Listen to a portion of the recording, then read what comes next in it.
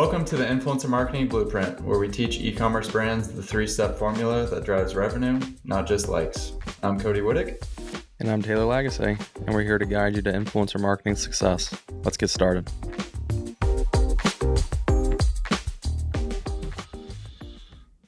Welcome, everybody, to the Influencer Marketing Blueprint. I'm Cody Whittick. You'll hear this on tape. I was just seeing if you'd fall for it. What's up, Taylor Lagasse? C-Dub, how we living? My guy. No, you're not about to get married, but you're about to get prepared to get married. Soon enough, man. Cody's got to send me off first. He's got to send me off first. That's first. Yeah, Bachelor weekend coming up. That's right. When we're recording this right now. Going to Mexico. Cody's not coming back. What? Anyhow, what we talked about last time, talked about when and how you should start investing in influencer marketing. And we ended with why influencer seeding. Talked about exactly what that was, what sending your product out for free to influencers it means, how it's completely against and going against the normal market share of pay for post. But we didn't really get into the exact how-tos. So if you're left wondering, yeah, that sounds great, I'm bought into this strategy, I'm bought into how to start relationships the right way with influencers, maybe the cogs that I can afford to do this at scale, but you don't know exactly how to start or where to start, we're going to get into exactly all those how-to questions today. So a little bit of a recap. Seeding, sending out product for free. I already mentioned that at the beginning of this show, but again, that's the definition and what it practically looks like when you get into the nitty gritty of this. We're exactly about to find out. So, Taylor, could you give the audience and everybody listening sort of a high-level overview of all these different steps that are involved? Because it might sound simple to someone you're listening. You're like, how hard is it to just send out product for free? I can find any influencer on Instagram. I might already have like a hit list of 5 to 10 people, but maybe just give them an overview, maybe overwhelm our audience with how many steps are involved. Yeah. I mean, we do want to make it easy for you guys, though, to go try. But yeah, we're going to get into the weeds and get nitty gritty here. But the steps for success here at a high level: identification, right? You got to identify the right influencers. We'll go deeper into that. Outreach. How are you supposed to outreach here? Set you guys up for success with that. Setting out product. How do you go about that? How do you go about tracking these posts? Obviously, you're not contracting these people to do so you don't know what they're going to post or when they're going to post. So how to track that. Getting usage rights to this content, editing the content, and then repurposing it into ads. And then how to follow up with them and take the next steps. So that's a little bit of a high level, but C-Dub, take us into that first step. Yeah, so we already talked about how and where to identify influencers a couple episodes ago on just the different free platforms that you have at your disposal, things of that nature. But yeah, that first important step actually sets the tone for the rest of this process. If you kind of screw this up, a lot of what you get out of seeding is going to be limited. So if you pick people based on maybe engagement rate, for example, although important, and they aren't a very good video content creator, you're not going to get as much valuable content to repurpose. So everything kind of starts from step one. It's almost like if you intend to go to a different destination, but you get on the wrong freeway, you're completely dictated the rest of the time. You're not going to end up where you're supposed to. So this step is super, super important. The number one criteria of what we're looking for is great video content creators. And what we mean by that is are people that are thumb stopping, people that are creating video content on a consistent basis.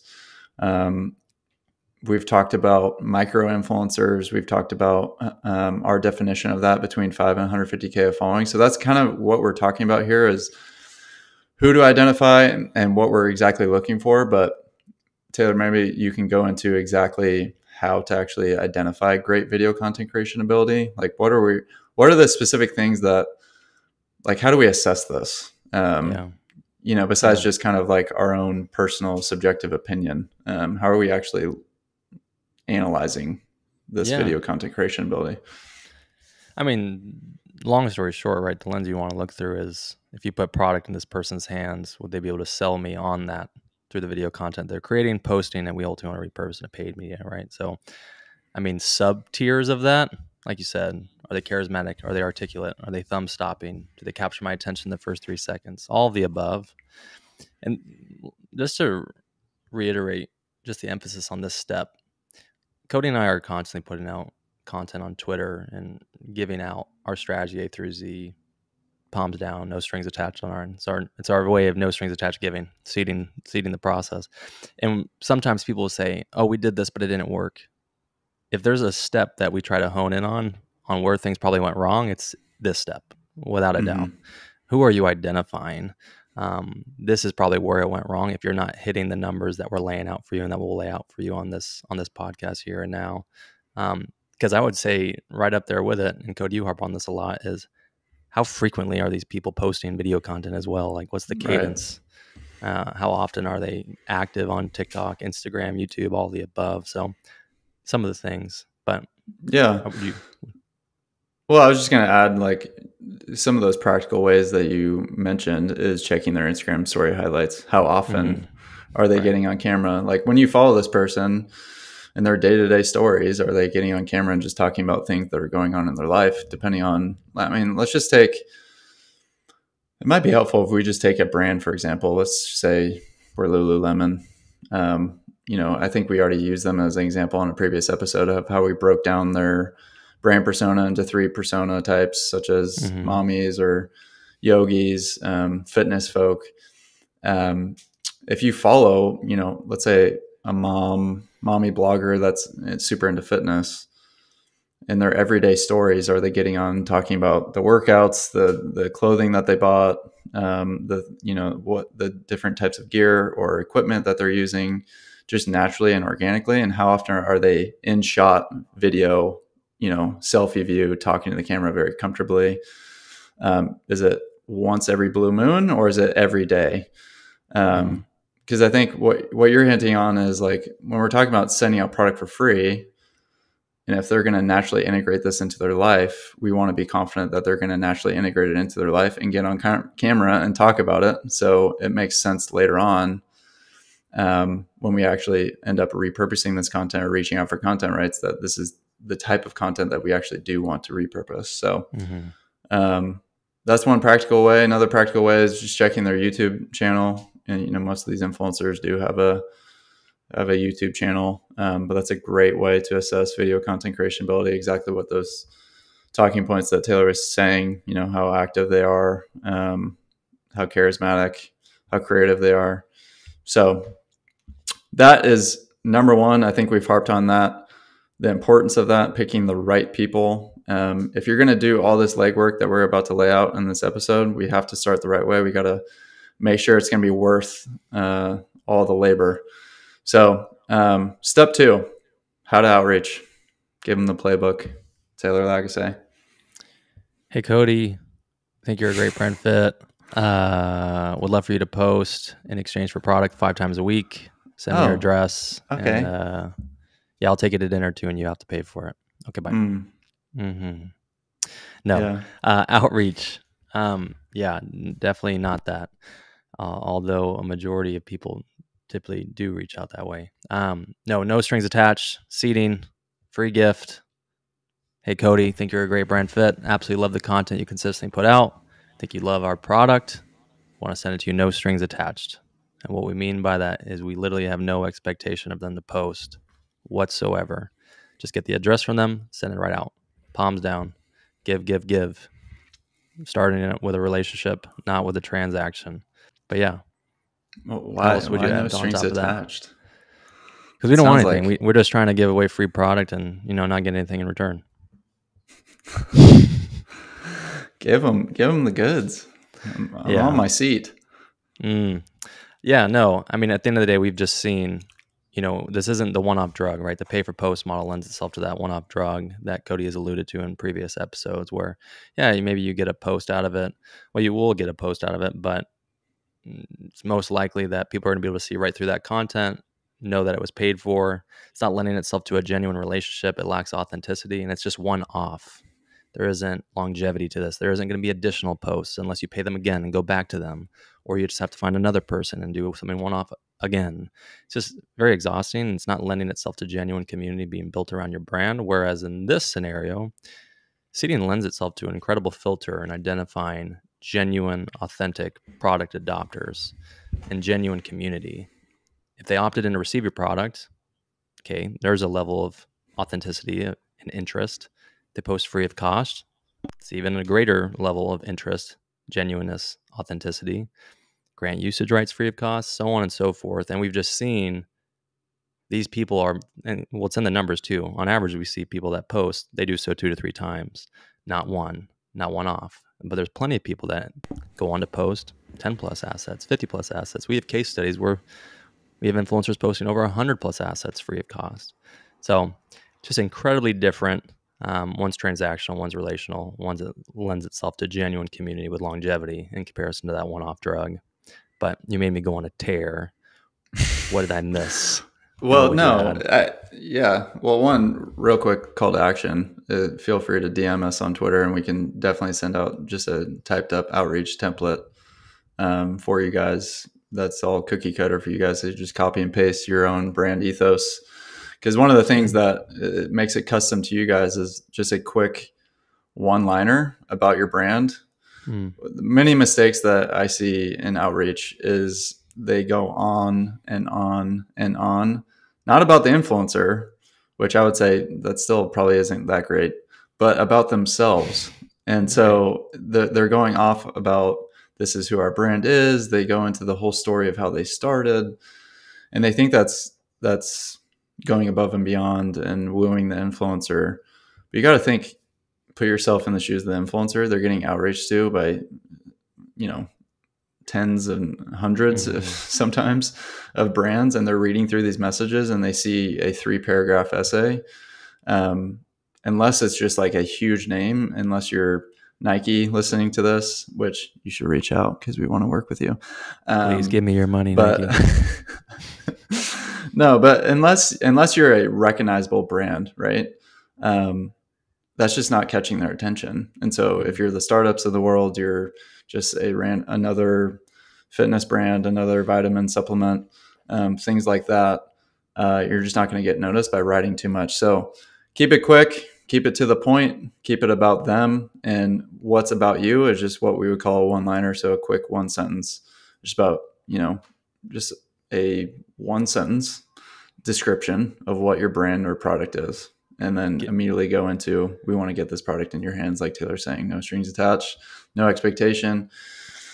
And what a lot of times our teams are doing is underlying the fact that this is a free gift and that we actually do mean what we say and that there is no expectations for a post, which we would highly recommend.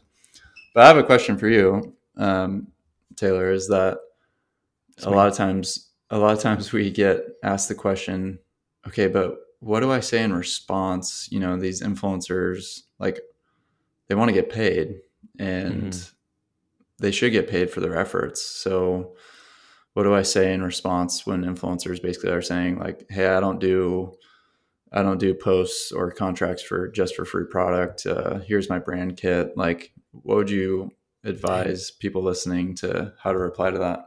I was just itching to ask you that question, folks. This wasn't on the script. We're just that aligned. Yeah, I mean, I think you will get a decent amount of people that will just respond to your message with a media kit, right? A media kit, defining media kit, just like price points for deliverables, right? That they're just probably not even reading. Let's just be honest. These people are getting a ton of messages like Cody's alluding to, and you want your message to stand out, and this message does allow that. But there will be still people that still don't read the whole thing, or they're jaded and they've had a bad experience in influencer marketing. Can you blame them? Not really. It's a very transactional marketplace. So you might get some people that send you their media kit where, again, it's probably just copy and pasted across all the messages that brands just reach out to them with. And you just need to double down on the fact, hey, thanks for sending this over. Really appreciate it. But just want to reiterate here, we just want to send you this product. No, like, just because we love you and your content and we think you love our product. And again, no strings attached. We have no expectation of you to post. We just want to get it in your hands. So just double down on that messaging, because that is the most important part. And now it's shorter than the first message. That message that follow will probably get them to go and read the first message now and pay a little bit more attention to what it actually has to say. But just reassure them, hey, we literally have no expectation. This is no strings attached. We just love you. Double down on that and continue to double down on it in your follow-up messages if you don't even get any responses. Yeah, that's great. I think we often get painted as people that, or we have a strategy like this, that we don't want to pay influencers, or we're trying to avoid paying influencers. To be clear, we're not anti-pay influencers. We're just talking about the proper system in place to get the outcome that you all desire, which is an influencer community, which is 99% of the brand owners that we talk to. And they mention some sort of community. It's a buzzword going around nowadays, but I think it's important because brands recognize that they do need that. They do need people consistently talking about them to their audiences. But the process and system that they are thinking that will produce that outcome is a bunch of one-off posts. And so we're just talking about the proper way to start, right? It's not avoid paying influencers at all costs. We want to reward. You're going to see very quickly in our process that we're wanting to onboard them to affiliate programs. And as we kind of move up the influencer pyramid, that will probably break down in future episodes, there is going to be payment, quite a bit of payment, So just wanted to make that moment, but it's good. It's good. There's levels to this. Exactly. Whatever rapper said that. There's levels to this. Oh, shoot. This is PG-13. PG maybe. No, we'll get PG-13 sometimes. X. Step 3, send product. We're not going to spend a lot of time on this, but there is an aspect of this that, okay, we've ID'd the right people. We've outreached the right way. Now we have, 5 to 10, let's say, obviously you're just starting out, you're getting, trickle in, you got 5 to 10 influencers ready to receive product. They're like really intrigued by your brand, your product. They picked out what they want. How do we actually get them the product very quickly and efficiently so you guys can stay top of mind?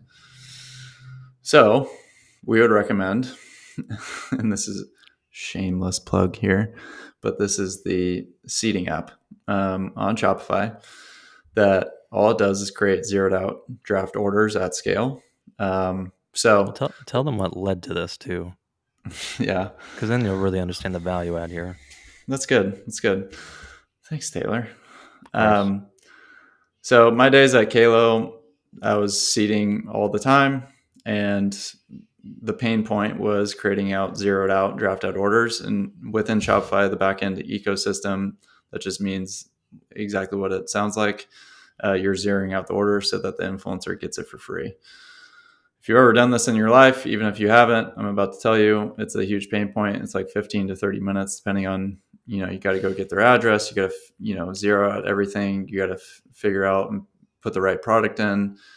Cody's full-time. Cody's full-time job quickly became a pick and pack boy. Yeah. So just putting in that order to let our 3PL know that it's zeroed out and exactly what that is. And so one by one, and for how much that I was seeding out product to influencers, this adds up. So this development started back then. So we've literally created to solve this problem. And that's exactly what it does.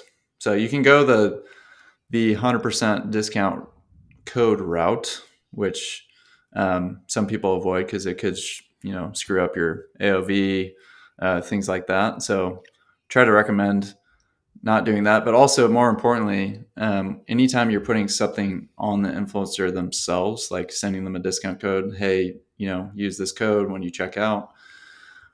What happens most of the time? The influencer forgets about you. Drop off.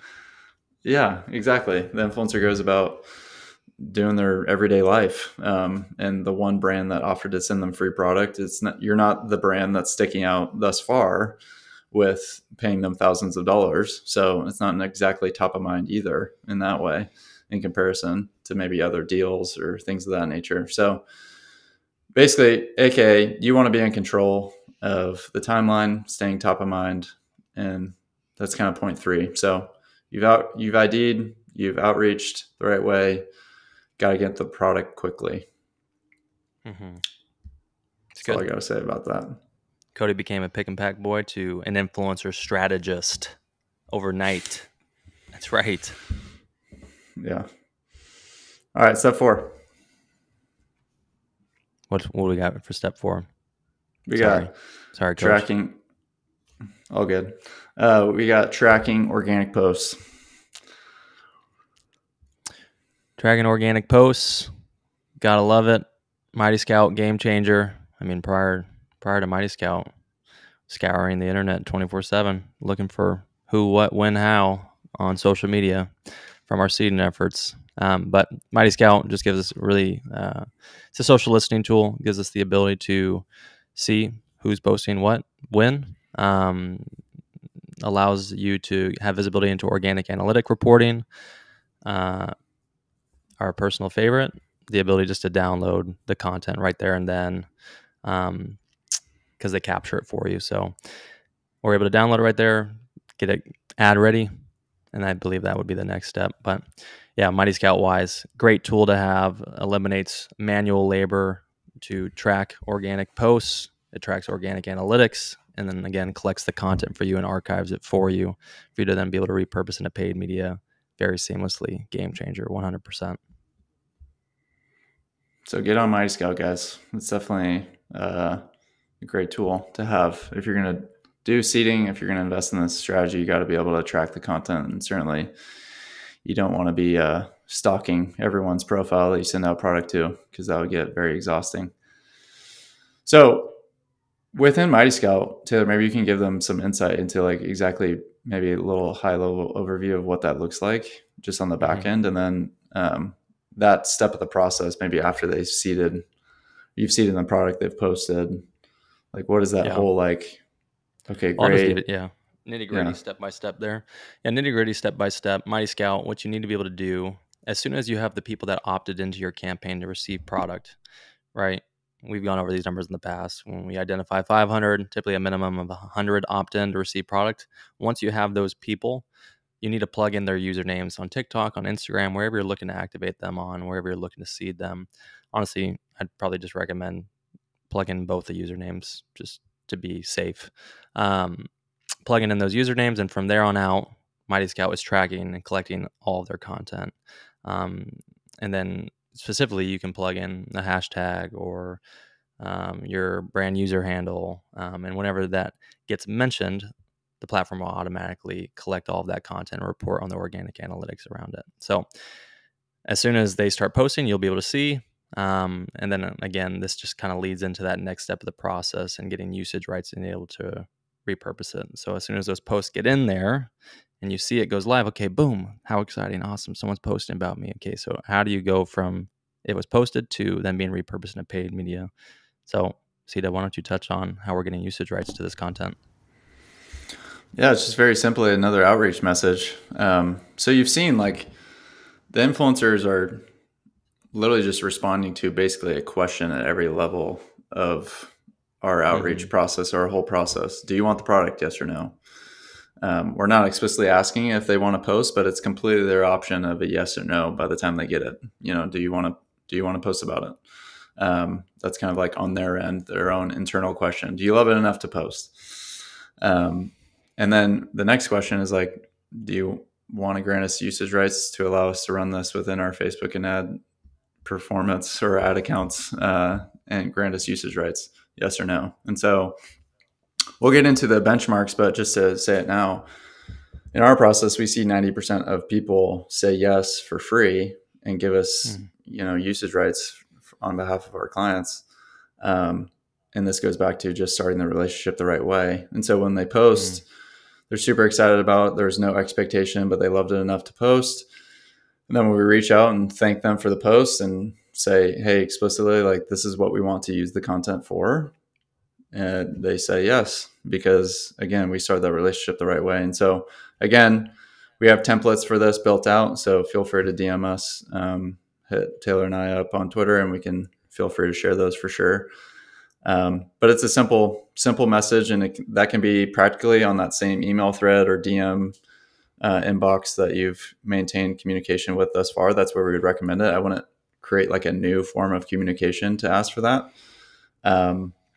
To be clear, there is no way of doing that directly on Mighty Scout. So you would still just maintain email or on social. But at that point, if you do get usage rights, a very important step, because all this is leading to paid social, is reformatting the content. So I don't know if just give people insight into why reformatting, what to reformat in, and specifically within Facebook and Instagram. Yeah, of course. And just to backtrack real quick on that, I just feel like I always get this question. 90%, what is it? What is the word I'm looking for? Approval rate on giving you guys usage rights. That's wild. Like, how does that happen? In addition to starting the relationship the right way, that's where like identifying people between 5K and 150K comes in as well.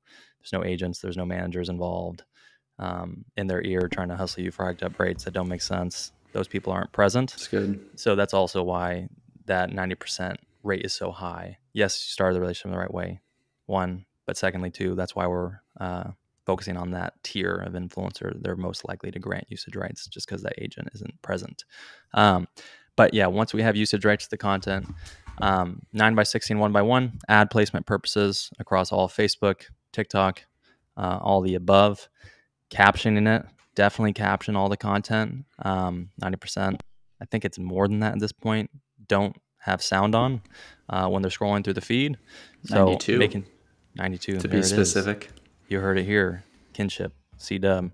Yeah, make sure you caption it, because if they don't know what you're saying, they don't even know what you're talking about. So make sure that's on. And we definitely have seen statistic correlation between captioning and increase in performance. Facebook has a bunch of studies out on that as well. Go check them out. Don't trust me, trust them, the machine. And then in addition to that, just creating iterations, right? You want to make the most of the content that you're getting. So if you can turn one unique asset that was posted into 5 different iterations, come on, that's huge. You just 5x your probability of success. So you want to make as much out of what you get as possible here. Talk to me, C-Dub. Which goes to the point of video content, right? So huge. If you have a bunch of images, you're not creating iterations off that besides reformatting. I can't use like the 4th quadrant. What? That's a great point. I've actually never even thought about it that way. Yeah. So again, like, you're going to get more content, more out of your seeding efforts if it's majority of video content. Not to say that you can't use images, because again, this is a future teaser of, we're going to get into the nitty gritty on exactly how to run this content and launch all of it within Facebook ads. But even, let's say you're like, I'm anti-Facebook, which we would not suggest, and you want to reformat for YouTube or any other placements. I don't know, an Amazon landing page. I don't know if that's any different, but if you want to reformat, what are some other tools that people can use for things like captioning, reformatting? Yeah. So the best we've seen, what we use is just Adobe Premiere, right? But we're actually thinking about using Descript right now for captioning. We've just heard great things about that, potentially making that transition. You can do captioning within Adobe, but just to even take your game to a whole nother level, we're always looking to improve here at Kinship. Descript is another one, and it transitions really well in Adobe Premiere. So captioning, reformatting, it can all be done on those 2 platforms there. Like Cody's saying, if you want to do YouTube, 16:9, throw it on their landing page. I'd probably just recommend using the vertical 9:16, throw it in a little phone, make it look cute, as Nia would say. shout out. But yeah, Adobe Premiere, it'll get you taken care of. But am I missing anything? Would you add anything on top of that for the audience here? No, I mean, don't use the auto captioning tools. Yeah. We've seen errors within Facebook, Instagram, TikTok. Oh yeah, don't do that. Yeah, not on Facebook. Yeah, let's try to use some Capwing is something that we use for a long time. It's very affordable. So those are some practical tools.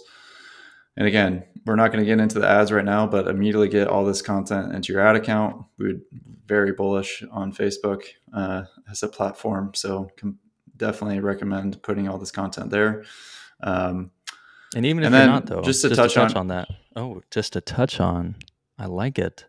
But just to piggyback off what he's saying, though, even if you're not bullish, we're going to show you how to set up your campaigns in a way where it won't spend money unless you're making money. So I don't even care if you're not a believer. Let's prove it out. You only spend money if you're making money. We'll set your campaigns up in that way to do so. So just try it. But touch on what, C-Dub? Because I just cut you the hell off. Yeah. We'll talk offline, bro. The follow-up NPS survey. One of the things that, for those that don't know, it's called Net Promoter Score, commonly used for your customers. We've taken that and applied it to influencers and seeding effort.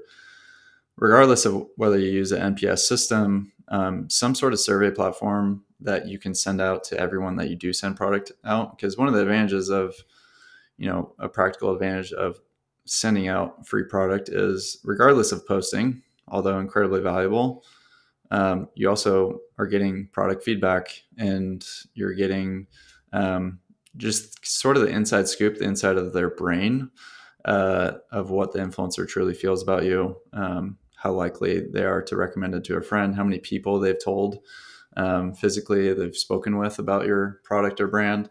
So just some system and way to capture that data. And that's what we would recommend as far as like an NPS survey. And also, like, a cool question that you guys can include is, would you be interested in partnering together in a further capacity?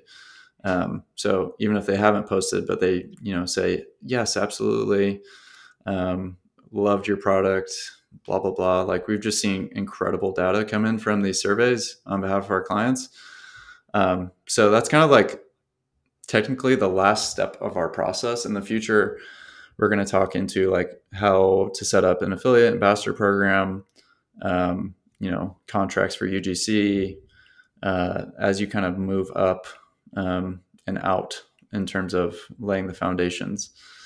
I know we're going a little bit longer than typical, but just some benchmarks for success that were mentioned throughout the episode today. 20% opt-in is what you should expect. So these are benchmarks for a reason. This is the minimum expectation. It's the bench, not the ceiling. We want to be shooting for always higher than this, but out of every 10 people that you outreach to, you want to see at least 2 come back and say, yes, send me the product. And then out of everyone that you send product to, we want to see 30% post, again, for free without us even asking. So if you send product to 30 people, you want to see at least 6 people post for free. And then Taylor mentioned a great point, which is 2 to 3 assets we see, or 2 to 3 posts, whichever way you look at it. Both are on average are posted by each of these influencers that we're sending out product to. So take the middle, that's 2.5 assets or posts that you're getting from seeding out of the people that do choose to post. So go implement this right away. Implement the strategy. Let us know your thoughts. Send us your feedback. Send us your questions on Twitter. Feel free to DM us there. Reach out on our website, kynship.co. Definitely want to be helpful and walk alongside you guys as you try to implement this on behalf of your brand. Any last words, Taylor? Leave them with like a sexy quote. Grip and rip it. I like that. All right. Peace out, people. Thanks for joining us on this episode of Influencer Marketing Blueprint. If you have a question or you want some help, you can connect with Taylor or myself on Twitter and send us a direct message there. You can also find us online at kynship.co, that's kinship.co. We're here to help you create an influencer campaign that actually works and not just get likes. So we'll be back next week with more straightforward advice, and we'll see you then.